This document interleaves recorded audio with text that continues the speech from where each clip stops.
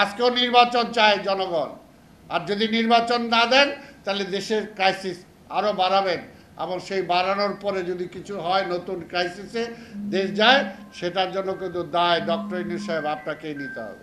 BNP দেশের জন্য রাজনীতি করে। আর এখনও অনেকে যারা বলেন বিএনপিকে ওই সময় যেরকম বিএনপিকে সন্ত্রাসী বানাইতে চাইছিলেন আওয়ামী লীগ, হঠকারী রাজনীতির দিকে ঠেলে দিতে চেয়েছিলেন, বিএনপি হঠকারী রাজনীতিতে যায় নাই।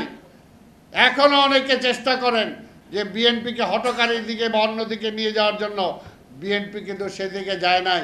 এই কারণেই আজকে তারেক রহমানের হাজার সমালোচনার পরেও আজকে তারেক রহমান বাংলাদেশের সবচেয়ে জনপ্রিয় নেতা। তিনি প্রমাণ করেছেন শুধু দলের না, তিনি আজকে দেশের নেতৃত্ব দেওয়ার মতো তার গুণাবলী তিনি অর্জন করেছেন। তার উপর সে আস্থা রাখা যায়। এটাই হলো তারেক রহমান, এটা হলো বিএনপি, এবং এই কারণে তারা নির্বাচন দিতে ভয় পায়।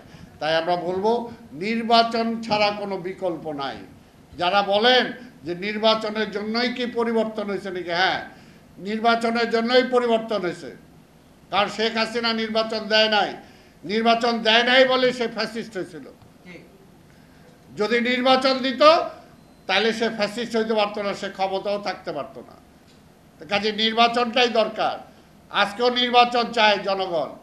আর যদি নির্বাচন না দেন তাহলে দেশের ক্রাইসিস আরও বাড়াবেন, এবং সেই বাড়ানোর পরে যদি কিছু হয়, নতুন ক্রাইসিসে দেশ যায়, সেটার জন্য কিন্তু দায় ডক্টর ইউনূস সাহেব আপনাকেই নিতে হবে।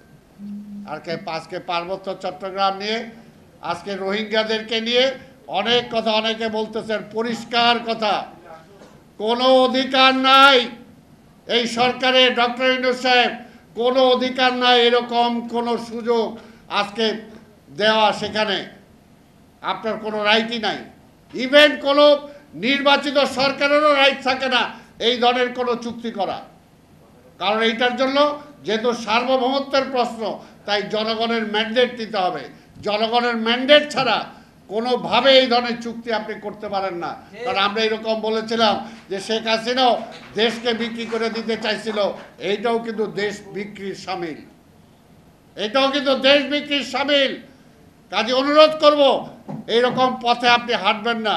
এইরকম পথে হাঁটলে আমি তো অন্তত বিশ্বাস করি একটা মুক্তিযোদ্ধা হিসাবে এই দেশ যুদ্ধ করে স্বাধীন করছি, দরকার হলে আবার প্রতিরোধ করতে হবে, সমস্ত জনগণকে নিয়ে দাঁড়াইতে হবে রাস্তায়।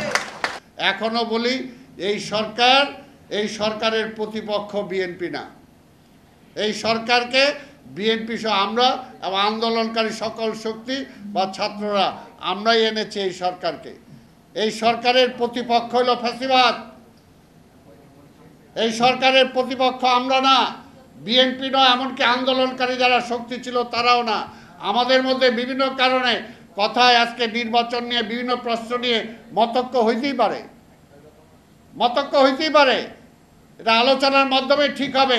কিন্তু সরকারকে মনে রাখতে হবে, আপনি কোনোভাবেই আমাদেরকে প্রতিপক্ষ মনে করে ওই ফ্যাসিবাদকে আবার ফিরে আনার সুযোগ করে দেবেন না। একদম পরিষ্কার কথা। অনেক রক্ত, অনেক ত্যাগ, অনেক কিছু, আপনাদের কিছুই যায় নাই। 17টা বছর আমাদের জীবন থেকে চলে গেছে। আমাদের চৌধুরী আলম, আমাদের ইলিয়াস আলী, এরকম আরও অনেককে হারিয়ে ফেলেছি আমরা। যদি এরকম আপোষ ফর্মুলাই যেতে চায়, আগে তাদেরকে ফেরত দিতে হবে। চৌধুরী আলমকে ফেরত দিতে হবে, ইলিয়াস আলীকে ফেরত দিতে হবে।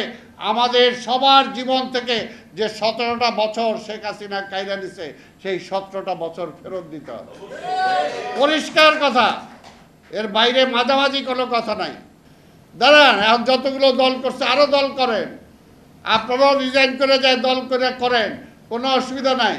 নির্বাচন করেন, জনগণের ম্যান্ডেট নেন, জনগণ যদি আপনাদের চায় যাবেন আপনারা, কোনো অসুবিধা নাই। বিএনপি তো বাধা দিবে না এখানে। কিন্তু নির্বাচনটা দিতে হবে, জনগণের ম্যান্ডেটটা নিতে হবে। জনগণের ম্যান্ডেটের উপরে কোনো কিছুই নাই। আর আমি আবার বলবো যে আমরা কোনো প্রতিপক্ষ না, বিএনপি এই সরকারের প্রতিপক্ষ না। প্রতিপক্ষ হইল ফ্যাসিবাদ। কাজে ওই ফ্যাসিবাদকে কোনো অবস্থাতেই যাতে আবার ফিরে আনার আমরা চেষ্টা না করি।